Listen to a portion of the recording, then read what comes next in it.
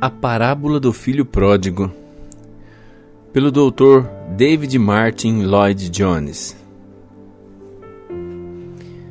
E disse: um certo homem tinha 2 filhos, e o mais novo deles disse ao seu pai: Pai, dá-me a parte da fazenda que me pertence. E ele repartiu por eles a fazenda. E poucos dias depois, o filho mais novo, ajuntando tudo, partiu para uma terra distante e ali desperdiçou toda a sua fazenda, vivendo dissolutamente. E havendo ele gastado tudo, houve naquela terra uma grande fome, e começou a padecer necessidades. E foi-se e chegou-se a um dos cidadãos daquela terra, o qual mandou para os seus campos a apacentar porcos. E ele desejava encher o seu estômago com as bolotas que os porcos comiam, mas ninguém lhe dava nada. E caindo em si disse: quantos trabalhadores de meu pai têm abundância de pão, e eu aqui pereço de fome. Levantar-me-ei, e irei ter com meu pai e dir-lhe-ei: Pai, eu pequei contra o céu e perante ti, e já não sou digno de ser chamado teu filho. Faz-me como um dos teus trabalhadores. E levantando-se foi para o seu pai, e quando ainda estava longe, viu o seu pai e se moveu de grande compaixão. E correndo, lançou-se-lhes ao pescoço e o beijou. E o filho lhe disse: Pai, eu pequei contra o céu e perante ti, já não sou digno de ser chamado de teu filho. Mas o pai disse aos seus servos: trazei depressa a melhor roupa, e vestilho, e pôde-lhe um anel na mão e sandália nos pés, e trazei o bezerro cevado e matai-o, e comamos e alegramo-nos, porque este meu filho estava morto e reviveu. Tinha-se perdido e foi achado. E começaram a alegrar-se. E o seu filho mais velho, que estava no campo, e quando veio e chegou perto da casa, ouviu a música, as danças, e chamando-o dos servos, perguntou-lhe o que era aquilo. E ele lhe disse: veio teu irmão, e teu pai matou o bezerro cevado, porque o recebeu são e salvo. Mas ele se indignou e não queria entrar. E saindo o pai, insistia com ele, mas respondendo ele, disse: Pai, eis que te sirvo há tantos anos, sem nunca transgredir o teu mandamento, e nunca me deste um cabrito para alegrar-me com os meus amigos. Vindo, porém, este teu filho que desperdiçou a tua fazenda com as prostitutas, mataste-lhe o bezerro cevado? E o pai lhe disse: Filho, tu sempre estás comigo, e todas as minhas coisas são tuas. Mas era justo alegrarmos-nos e regozijarmos-nos, porque esse teu irmão estava morto e reviveu, tinha se perdido e foi achado. Não há parábola ou discurso de Nosso Senhor que seja tão conhecido e tão popular quanto a parábola do filho pródigo. Nenhuma outra parábola é citada com mais frequência em discussões religiosas ou mais usada para apoiar várias teorias ou controvérsias em relação a este assunto. E é verdadeiramente espantoso e admirável quando observamos as inumeráveis formas em que ela é usada e a infinita variedade de conclusões a que afirmam que ela leva. Todas as escolas de pensamento parecem ter uma reivindicação sobre a mesma.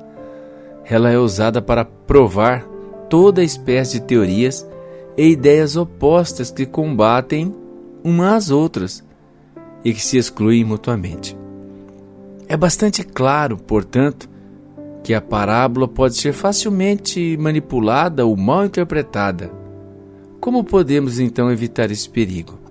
Quais os princípios que devem nos orientar quando a interpretamos?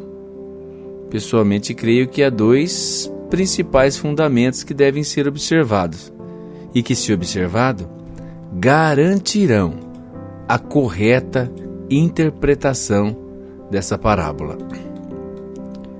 Em primeiro lugar, O princípio é que sempre devemos nos precaver do perigo de interpretar qualquer passagem das Escrituras de uma forma que entre em conflito com o ensino geral da Bíblia.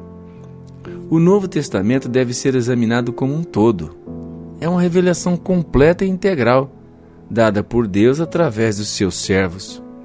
Uma revelação que foi dada em partes que, unidas, formam uma unidade completa. Portanto, não há contradições entre várias partes, não há conflito nem passagens ou declarações irreconciliáveis. Isso não significa que podemos entender cada uma de suas declarações. O que estou dizendo é que não há contradição nas Escrituras. E sugerir que os ensinos de Jesus Cristo e de Paulo, ou os ensinos de Paulo e dos demais apóstolos não concordam entre si, é contrário a todas as reivindicações do Novo Testamento em si. E as reivindicações da Igreja através dos séculos, até o levantamento da chamada Escola da Alta Crítica, há cerca de 100 anos atrás. Não preciso abordar a questão aqui. Basta dizer que são apenas os críticos mais superficiais, os que agora estão ultrapassando em muitos anos, que ainda tentam defender uma antítese entre o que chamam de a religião de Jesus e a fé do apóstolo Paulo. As Escrituras devem ser comparadas com Escrituras. Cada teoria que desenvolvemos deve ser testada pelo conjunto geral de doutrinas e dogmas da Bíblia inteira, e que foi definido ainda pela Igreja nas diversas convenções. Se esta regra fosse lembrada e observada, a maioria das heresias jamais teria surgido. O segundo princípio é um pouco mais específico. Devemos sempre evitar o perigo de chegar a conclusões negativas a respeito dos ensinos de uma parábola. Isso não se aplica somente a esta parábola em particular, mas a todas as parábolas. Uma parábola nunca tem o propósito de ser um esboço completo da verdade. Seu objetivo é comunicar uma grande lição ou apresentar um grande aspecto de uma verdade positiva. Sendo esse o seu objetivo e propósito, nada é mais tolo do que chegar a conclusões negativas a respeito de uma parábola. A omissão de certas coisas numa parábola não tem qualquer significado particular.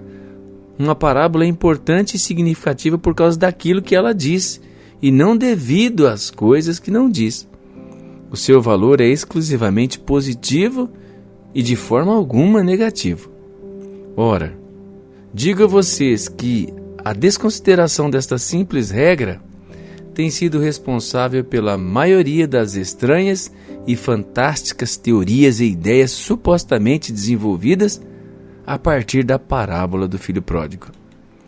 É impressionante que tal coisa tenha sido possível, pois se aquele que fez isso tão somente tivesse examinado as outras duas parábolas que encontramos neste mesmo capítulo, teriam compreendido imediatamente até que ponto seus métodos foram injustificáveis. Por que então não tiraram dela também conclusões negativas? E igualmente com todas as outras parábolas. Mas a parte disso, como é ridículo e ilógico basear e estabelecer nosso sistema de doutrina sobre algo que não é dito. E por mais desonesto, porque ignora toda a autoridade, deixando-nos sem quaisquer padrões, exceto nossos próprios pré-conceitos, desejos e imaginações. E isso, repito, é o que tem sido feito com esta parábola com tanta frequência. Quero ilustrar isso lembrando-lhes de alguma das falsas conclusões tiradas desta parábola.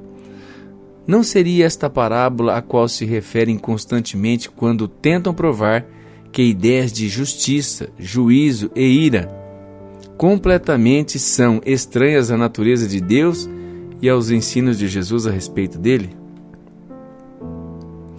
Não vemos nada aqui.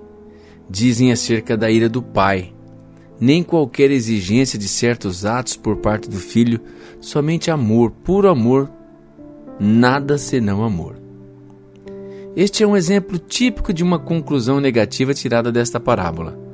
Só porque ela não apresenta um ensino declarado sobre a justiça e ira de Deus, presumem que tais características não fazem parte da natureza de Deus. O fato de Jesus Cristo enfatizar essas características em outros contextos é completamente ignorado. Outro exemplo é o ensino de que esta parábola elimina a absoluta necessidade de arrependimento. Ouvi falar de um pregador que tentou provar que o filho pródigo era um farsante, mesmo quando voltou para casa, que ele decidiu dizer algo que soasse bem, ainda que realmente não viesse de seu coração. Apenas, e não outra coisa, impressionar o seu pai. E que a repetição exata das suas palavras prova isso. O ponto crucial era que, apesar de tudo isso, apesar da repetição hipócrita das palavras, ainda assim o pai o perdoou. O argumento final desse pregador era que o pai não disse uma palavra concernente ao arrependimento. Portanto, uma vez que ele nada disse a respeito, não é importante, uma vez que o arrependimento não é ensinado e nem enfatizado pelo pai. Isso significa que arrependimento diante de Deus não importa. Mas talvez a mais séria de todas as conclusões falsas é aquela que declara que não há necessidade de um mediador entre Deus e o homem e que a ideia de expiação é estranha ao Evangelho, a qual deve ser atribuída à mente legalista de Paulo. A parábola não faz qualquer menção, dizem, de alguém entre o pai e o filho. Nenhuma referência é feita sobre outra pessoa pagando um resgate ou fazendo uma expiação. Vemos apenas uma interpretação direta entre o pai e o filho, resultante apenas da volta do filho daquela terra distante.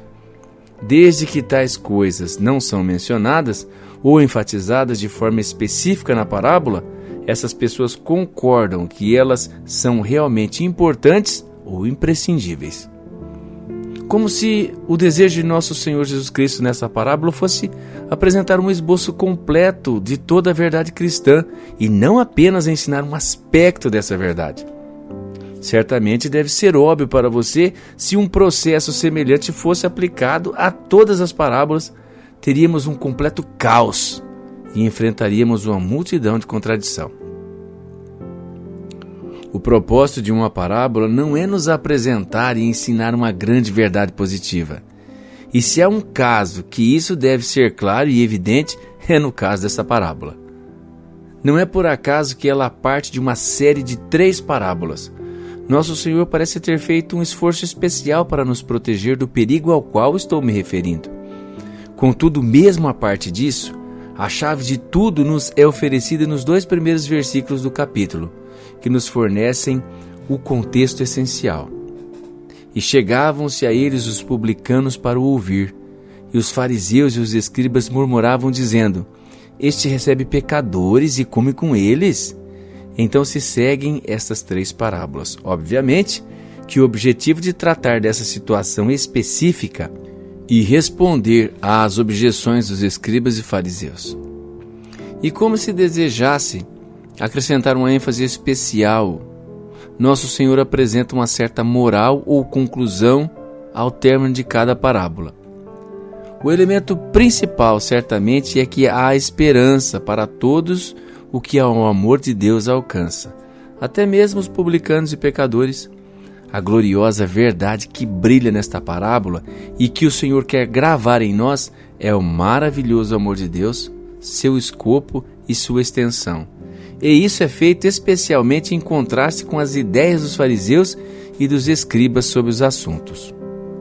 As primeiras 2 parábolas têm o propósito de nos mostrar o amor de Deus expresso numa busca ativa do pecador, esforçando apenas por encontrá-lo, resgatá-lo. E elas nos mostram a alegria de Deus de todas as hostes celestiais quando uma única alma é salva.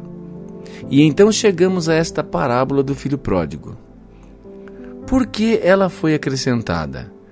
Por que essa elaboração suplementar? Por que um homem em vez de uma ovelha ou uma moeda perdida? Certamente você pode ter uma resposta.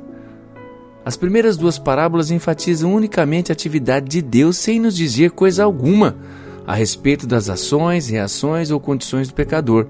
Porém, esta parábola é apresentada para realçar esse aspecto e esse lado da questão, para que ninguém seja tolo ao ponto de pensar que todos seremos salvos automaticamente pelo amor de Deus, assim como a ovelha e a moeda foram encontradas. O ponto fundamental ainda é o mesmo, mas sua aplicação aqui se torna mais direta e mais pessoal. Qual então é o ensino desta parábola? Qual é a sua mensagem para nós hoje? Vamos examiná-la à luz dos seguintes parâmetros. A primeira verdade que ela proclama é a possibilidade de um novo começo, a possibilidade de um novo início, uma nova oportunidade, uma nova chance. O próprio contexto e cenário da parábola, como já mencionei, demonstra isso com perfeição.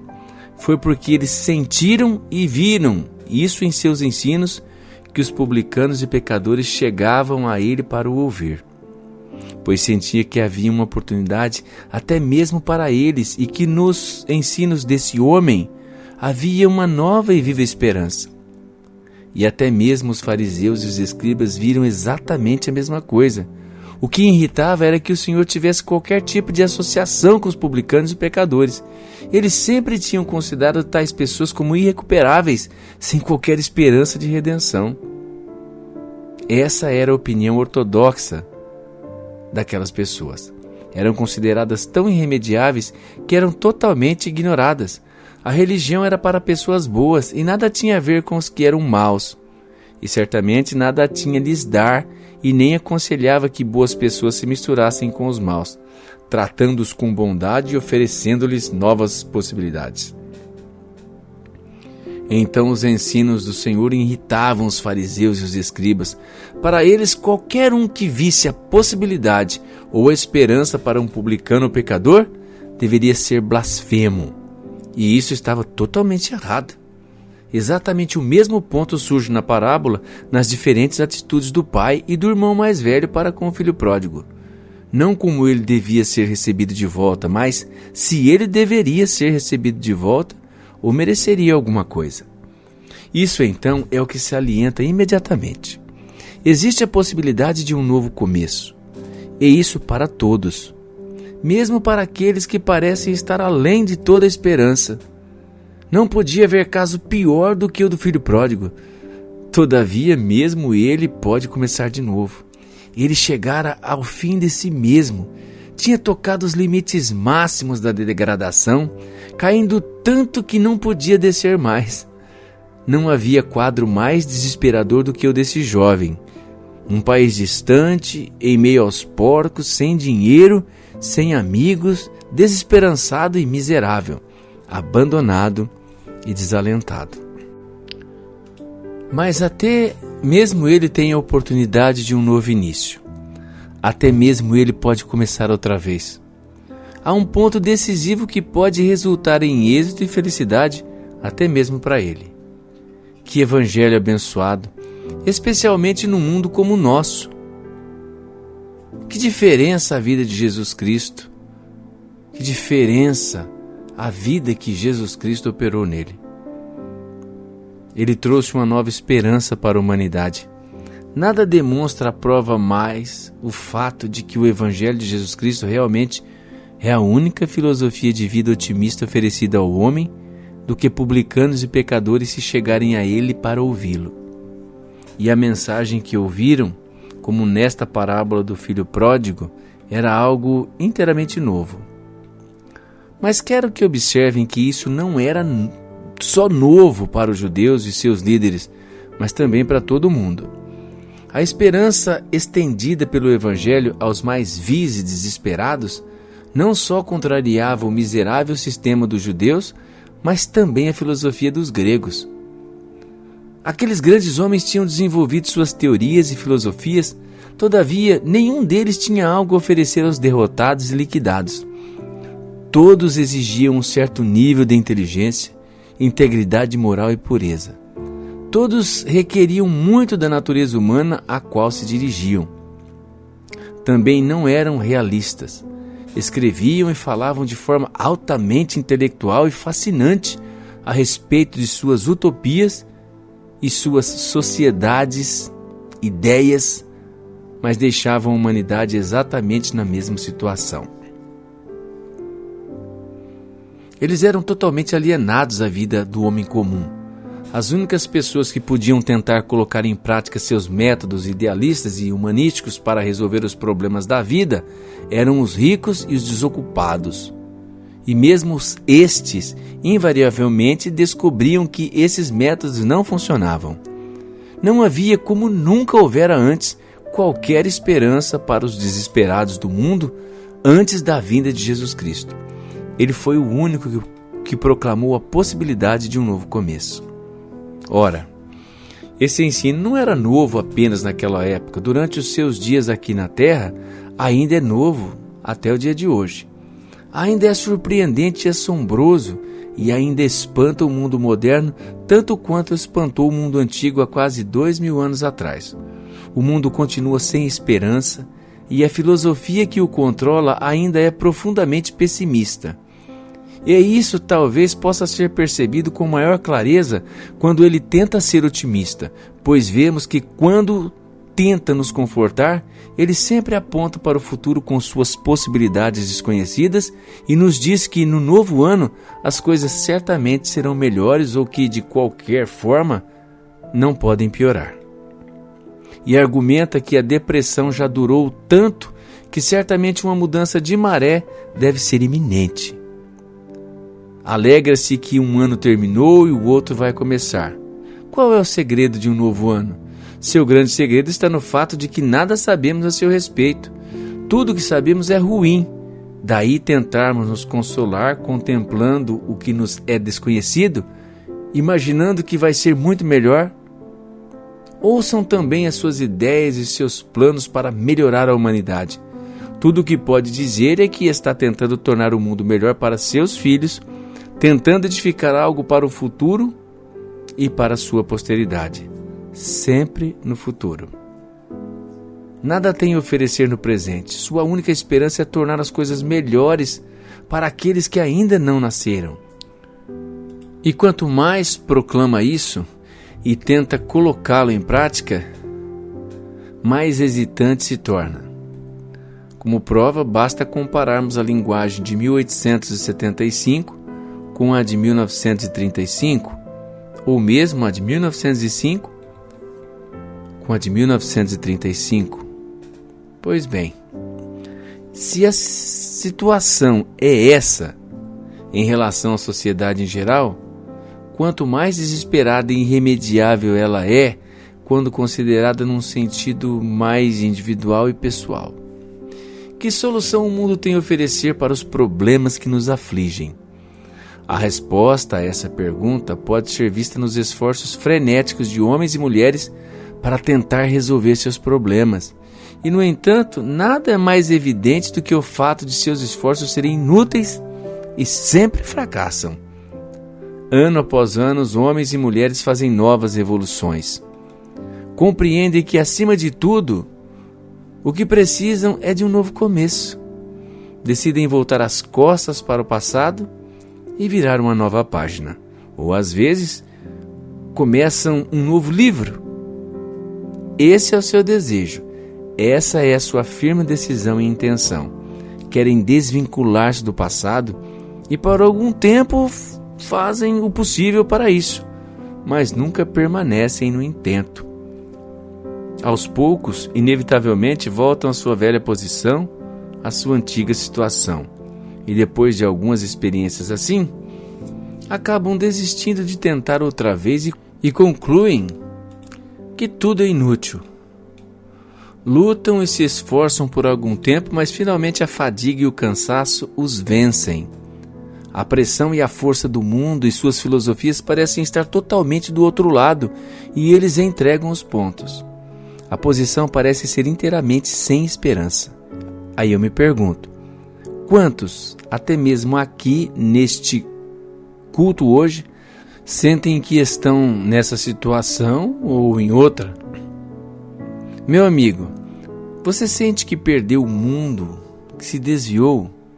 Sente-se constantemente assediado pelo que podia ter sido? Sente que está situação ou em tal posição que não tem nenhuma esperança de sair dela e endireitar-se novamente? Sente que está tão longe daquilo que deveria ser e do que gostaria de ser,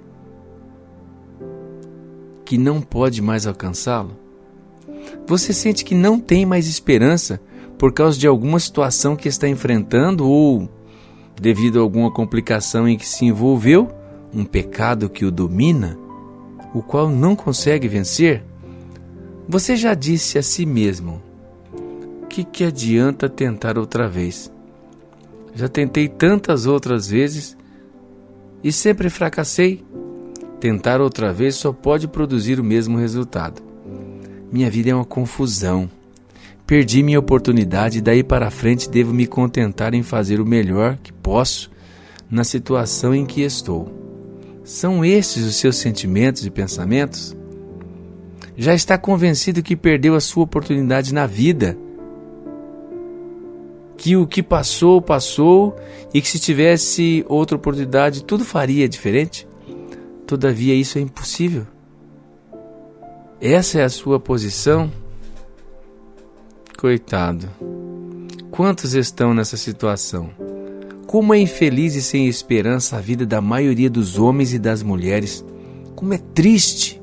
Ora, a primeira palavra do Evangelho para os que estão nessa situação é que eles devem erguer suas cabeças, que nem tudo está perdido, que ainda há esperança de um novo começo, aqui e agora, neste momento, sem qualquer relação com algo imaginário e pertencente a um futuro desconhecido. Mas algo que se baseia num fato que se passou há quase 2000 anos atrás, o qual ainda é tão poderoso hoje como era o então. Até mesmo o pródigo tem esperança. Há um ponto de retorno no caminho mais tenebroso e irremediável. Há um novo começo oferecido até aos publicanos e pecadores. Contudo, quero enfatizar em detalhes o que já mencionei de passagem. Esta mensagem do Evangelho não é algo geral e vago como a mensagem do mundo, mas é algo que contém condições muito definidas. E é aqui que vemos com maior clareza por que Nosso Senhor preferiu essa parábola em acréscimo às outras duas, para que possamos tirar proveito desse novo começo oferecido pelo Evangelho. Precisamos observar os seguintes pontos. Ouçam, amigos, permitam que eu enfatize a importância de fazermos isso. Se vocês simplesmente ficarem sentados, ouvindo e permitindo que o quadro brilhante do Evangelho os emocione, voltarão para sua casa exatamente como chegaram aqui, ou pior. Todavia, se observarem cada ponto com cuidado e o colocarem em prática, voltarão para sua casa como pessoas totalmente diferentes e transformadas.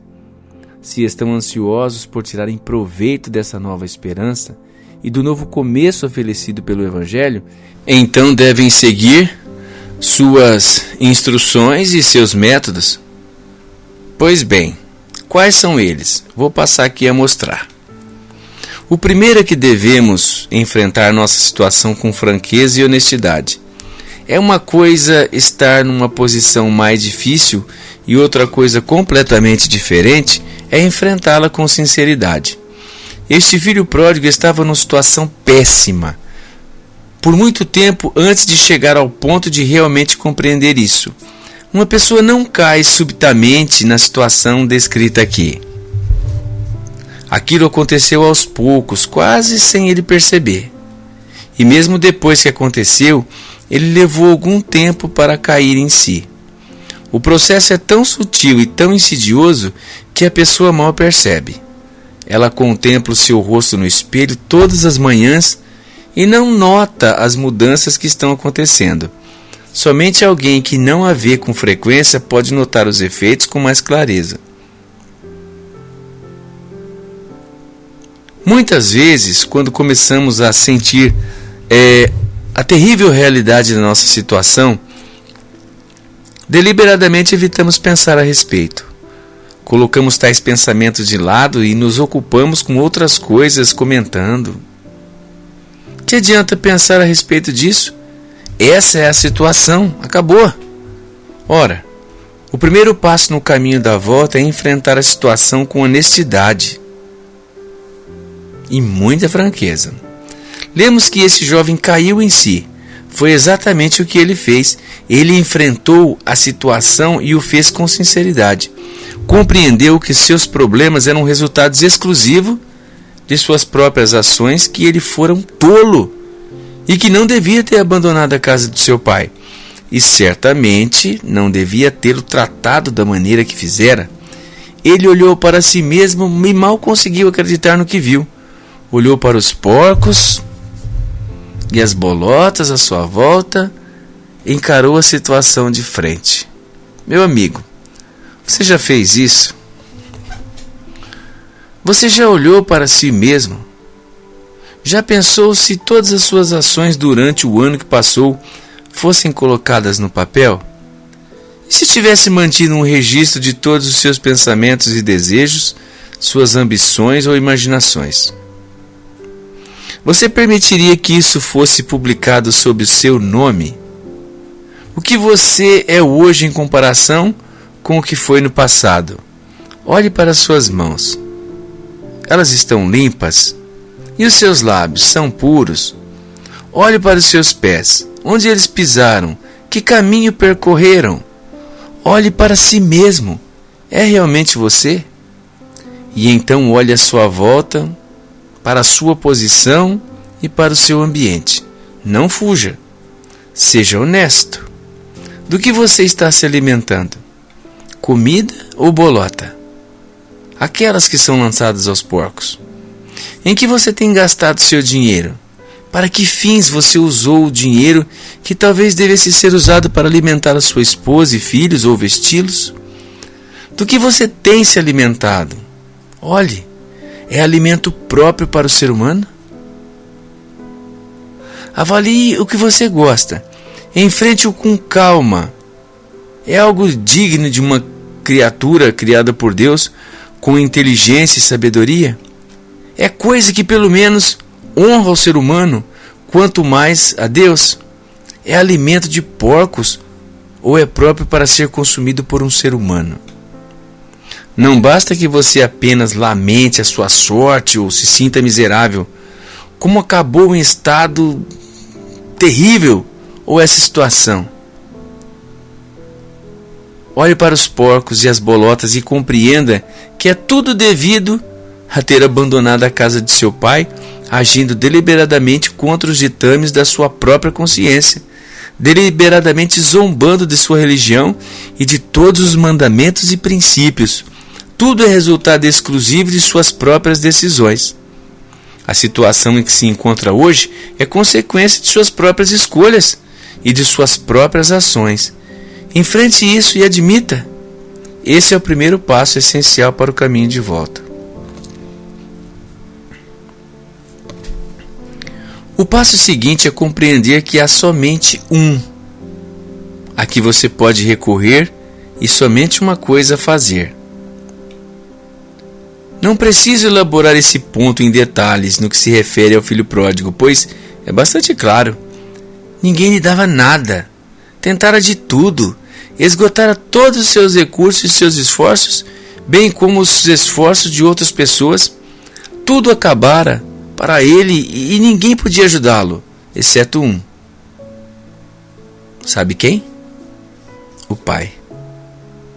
A única esperança. O Evangelho sempre insiste que cheguemos a esse ponto. Enquanto lhe resta um centavo que seja, o Evangelho não o ajudará. Enquanto tiver amigos ou entidade às quais pode recorrer em busca de ajuda, crendo que lhe darão assistência, o Evangelho nada tem a lhe dar. Naturalmente, enquanto o homem achar que pode se manter recorrendo a qualquer um desses outros métodos, ele continuará tentando fazer isso. E em nossa estimativa, o mundo ainda está longe da falência. Ele ainda crê em seus métodos e suas próprias ideias. E de que forma patética nos agarramos a ele. Confiamos na nossa força de vontade e em nosso próprio esforço. recorremos aos anos novos do nosso calendário, como se eles pudessem fazer qualquer diferença em nossa situação. Buscamos a ajuda de amigos e companheiros, de parentes e queridos. Vocês estão familiarizados com o processo, não só em seus esforços de acertar a sua própria vida, mas também nos esforços de endireitar a vida dos outros a respeito de quem estão preocupados e ansiosos. E assim continuamos até esgotarmos os recursos. Como o pródigo, continuamos até nos tornando frenéticos, até o ponto em que ninguém nos dá nada. Somente então é que nos voltamos para Deus. Que insensatez! Permitam que eu estoure essa falácia aqui e agora. Enfrentem-na com franqueza. Compreendam que todos os seus esforços vão falhar, como sempre falharam até aqui. Entendam que a melhora será meramente transitória e passageira, temporária. Parem de enganar-se a si mesmos. Compreendam como é desesperada essa situação e compreendam que existe somente um poder que pode colocar sua vida no caminho certo, nos trilhos. O poder do Todo-Poderoso. Vocês podem continuar confiando em si mesmos e nos outros e se esforçando ao máximo para isso. Mas daqui a um ano, a sua situação não só será a mesma, e sinto muito em dizer, será pior. Somente Deus pode livrá-lo. No entanto, ao se voltarem para Deus, vocês precisam compreender também que nada podem pleitear diante dele, exceto a sua misericórdia e compaixão. Quando o pródigo abandonou o lar, a sua exigência foi dá-me. Ele exigiu seus direitos. Estava cheio de autoconfiança e até mesmo de presunção, sentindo que não estava recebendo tudo o que tinha de direito. Que dia fatídico! Que mente errônea! Mas ele estava obstinado. Dá-me o que é meu. Mas quando voltou para casa, o seu vocabulário mudou. E o que ele diz agora? Faz-me. Esse foi o verbo. Anteriormente ele se sentira que era alguém e que estava na posição de exigir direitos inerentes e dignos de uma pessoa como ele. Agora, ele se sente reduzido a nada e ninguém e compreende que sua maior necessidade é que algo seja feito na sua vida. Faze-me. Amigo, se você acha que tem qualquer direito de exigir o perdão de Deus, posso lhe assegurar que está perdido e condenado. Se sente que Deus tem o dever e a obrigação de perdoá-lo, você certamente não será perdoado. Se você sente que Deus é severo e que está contra você, então é culpado do maior de todos os pecados. Se ainda sente que é alguém e que tem direito de dizer dá-me, você nada receberá além da miséria contínua e desolação. Todavia, se você compreender que pecou contra Deus e o indignou, se sente que não passa de um verme, ou menos que isso, indigno até de ser considerado um homem, quanto mais indigno de Deus, se sente que nada é em vista da forma como se afastou dele e lhe voltou as costas, ignorando-o e zombando dele, se lançar diante dele da sua misericórdia, implorando-lhe que, na sua infinita bondade e amor, ele faça algo da sua vida, então tudo será diferente. Nunca foi a vontade de Deus que você acabasse na situação que você está agora. Foi contra a vontade dele que você se afastou. A decisão foi toda sua. Diga-lhe isso e confesse também que o que mais o preocupa e o aflige não é apenas a miséria que trouxe a sua própria vida, porém o fato de ter desobedecido ele e insultado e ofendido ele. Então, tendo compreendido tudo isso, ponha isso em prática Abandone a terra distante. Sua presença neste culto, nesta mensagem, significa que você se levantou dentre os porcos e as bolotas. Mas afasta-te dessa terra longínqua. Faça-o. Volte-se para Deus. Busque a reconciliação com Ele. Tome uma decisão. Entregue-se a Ele. Ouse confiar nele. Como teria sido ridículo se o filho pródigo tivesse limitado a pensar aquilo tudo sem colocá-lo em prática. Teria continuado na terra longínqua, mas ele agiu, pôs em prática a sua decisão, cumpriu a sua resolução, voltou para o seu pai e entregou-se à sua misericórdia e compaixão. E você precisa fazer o mesmo, da forma como já indiquei. Se fizer isso, descobrirá que no seu caso, como no caso do filho pródigo, haverá um novo começo para a sua vida. Um novo princípio firme e sólido. O impossível acontecerá e você ficará assombrado e maravilhado com o que descobrirá. Não vou me deter na alegria, no gozo e na emoção disso tudo hoje, para que possa enfatizar a realidade desse novo começo que o Evangelho nos dá. Não é algo etéreo ou trivial. Não é uma simples questão de sentimentos ou emoções. Não é uma anestesia ou um sedativo que amortece os nossos sentidos, levando-nos a sonhar com um mundo brilhante e feliz. É real, é verdadeiro. Em Jesus Cristo há um novo começo, real e genuíno. É possível. E é possível somente através dele. A grandeza do amor do Pai nesta parábola não é expressa tanto em sua atitude como no que ele fez. Amor não é um sentimento vago ou uma disposição geral. O amor é algo ativo. É a atividade mais dinâmica do mundo e transforma tudo. É por isso que também aqui somente o amor de Deus pode realmente nos dar um novo começo, uma nova oportunidade. O amor de Deus não se limita a falar sobre um novo começo, porque Deus amou o mundo de tal maneira que deu seu Filho unigênito para que todo aquele que nele crê não pereça, mas tenha vida eterna. O Pai fez certas coisas pelo seu Filho pródigo e somente Deus pode fazer por mim e por você.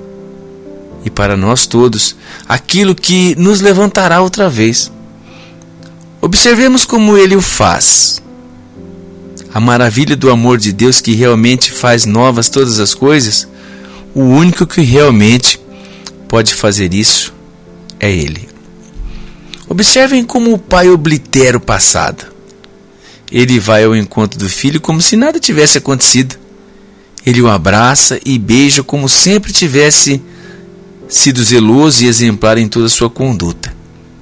E com que rapidez ordena aos seus servos que removam os farrapos, os andrajos da terra longínqua, e com eles todos os traços e vestígios do seu passado pecaminoso. Com todas essas ações, ele apaga o passado de uma forma que ninguém mais poderia fazer. Somente ele podia perdoar de fato, e somente ele podia apagar o que o filho fizera contra ele e contra sua família, e ele o fez. Removeu todos os traços do passado. E essa sempre é a primeira coisa que acontece quando um pecador se volta para Deus da forma como estamos descrevendo. Voltamo-nos para Ele, esperando tão pouco quanto o filho pródigo, cuja expectativa era que fosse feito um empregado. Quão infinitamente Deus transcende todas as nossas maiores expectativas quando Ele começa a tratar conosco.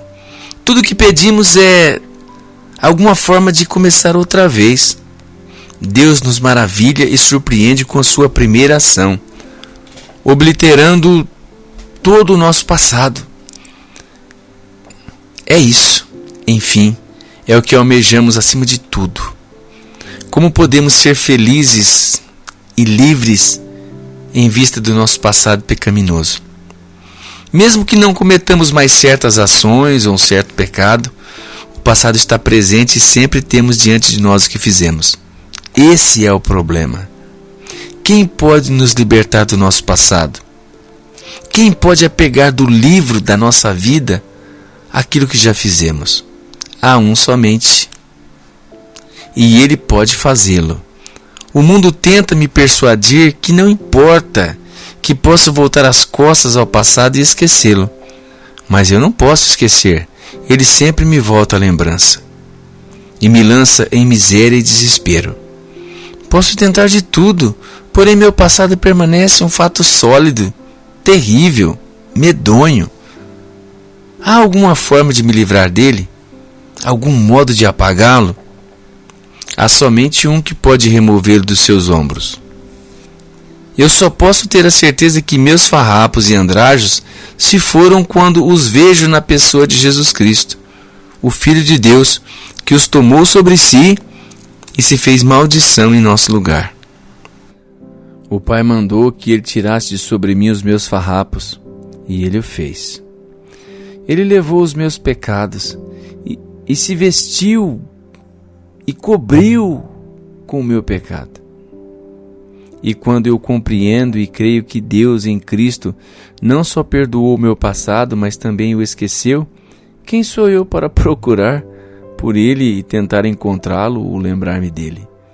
Minha única consolação quando considero o passado é lembrar que Deus o apagou. Ninguém mais podia fazer isso, mas Ele o fez. E este é o primeiro passo essencial para um novo começo. O passado precisa ser apagado. E ele é apagado em Cristo e em sua morte expiatória.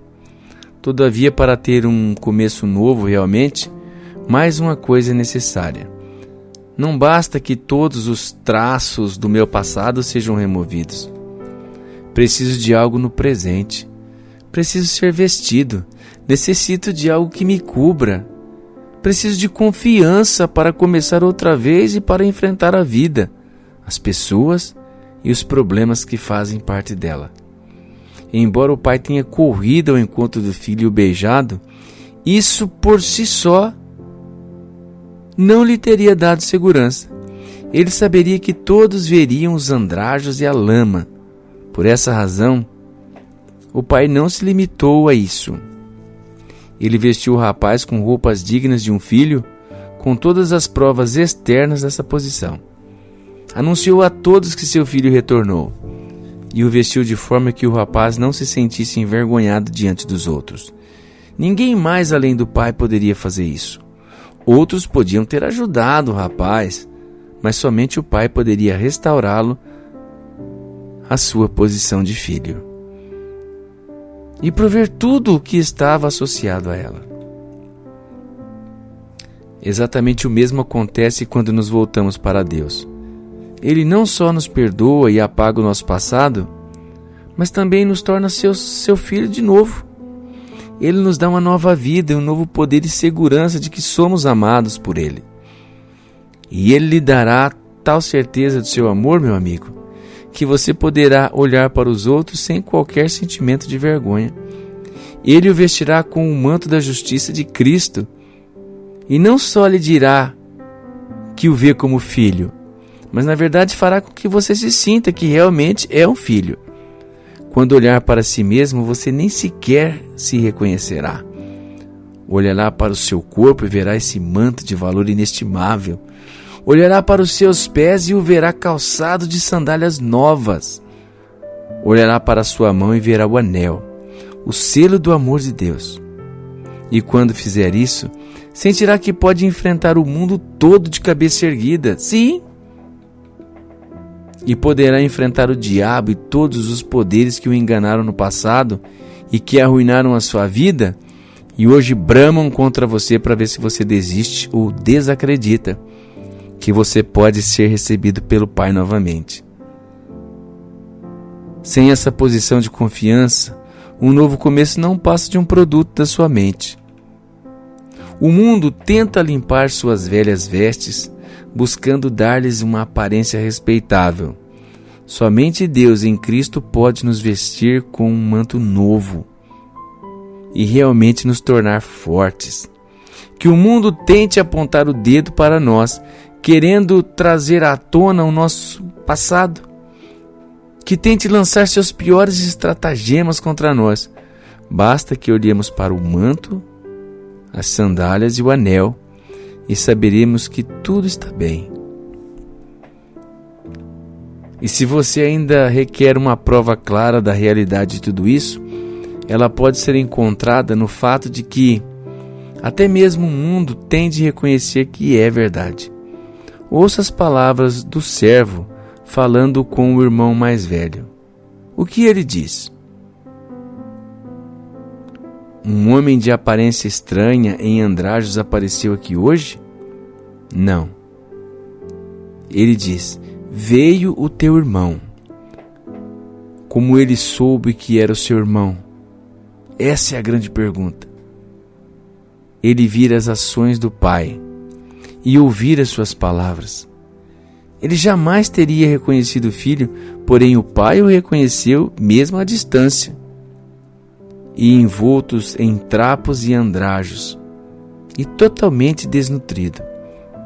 O Pai o reconheceu. E Deus reconhece você. E quando você se volta para Ele e permite que Ele o vista, todos ficarão sabendo. Até mesmo o irmão mais velho ficou sabendo. Era a última coisa que ele queria saber. Mas os cânticos e os sons de júbilos e alegria não deixavam dúvidas quanto à conclusão inevitável. Ele estava por demais aviltado para dizer: meu irmão. No entanto, até mesmo ele quis dizer: este teu filho. Não bastou prometer que todos o amarão, que falarão bem a seu respeito, se entregar a sua vida a Deus em Cristo. Muitos certamente o odiarão e o perseguirão zombando de você e fazer muitas outras coisas contra você, mas, ao fazerem isso, estarão na verdade testemunhando que eles também perceberam que você é uma nova pessoa, que sua vida foi renovada e que você recebeu a oportunidade de um novo começo. O que mais você requer? Aqui está a oportunidade para um começo realmente novo. É o único meio. O próprio Deus o tornou possível, enviando seu Filho unigênito a este mundo para viver, morrer e ressuscitar. Não importa o que você tenha sido no passado, nem o que é no momento. Basta que se volte para os seus, confessando seus pecados contra Ele, lançando-se sobre a sua misericórdia em Cristo Jesus e reconhecendo que somente Ele pode salvar e guardar você. E aí você vai descobrir que o passado será esquecido, a alegria dada no presente, a graça futura será prometida e uma coroa de glória no céu. Volte, venha, Deus te abençoe. Eu sou o presbítero de Carlos, narrador desse sermão do Dr. Martyn Lloyd-Jones. Fantástica reprodução, tremendamente usado por Deus. E eu gostaria de pedir a você que você multiplique esta mensagem para que ela chegue a mais pessoas que estão desistindo da fé porque caíram no pecado e hoje o mundo, os amigos e o diabo os acusa de não ter mais um retorno. Com base na parábola do filho pródigo e com base neste sermão, muitas vidas poderão ser recuperadas para a glória do nome de Jesus. Deus te abençoe.